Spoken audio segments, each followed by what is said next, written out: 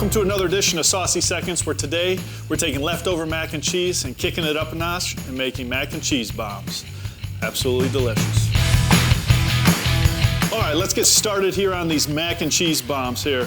We're gonna get all that mac and cheese in the bowl here. Store-bought stuff really saves you a little bit of time, but in my opinion, you gotta doctor it up a little bit. So here we go. We're gonna put a little bit of bacon in there. Oh yeah. A little bit of grilled chicken that we had left over. Put all that cheese in there. I'm gonna add some kitchen sink just for a little bit of pop, so it's kind of gonna be like a buffalo mac and cheese. So we're gonna add a little bit of that kitchen sink sauce in there. How do you make kitchen sink? Kitchen sink's a mix of every sauce that we have. So it's got that tangy, spicy, sweet, salty combination that everybody's looking for.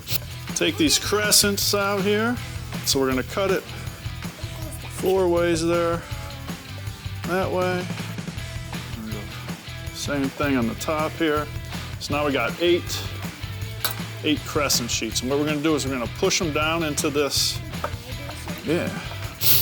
Push them down into there. And I always got these crescents in here. What we're gonna do is we're just gonna take a scoop of that mac and cheese and we're gonna put it down in there.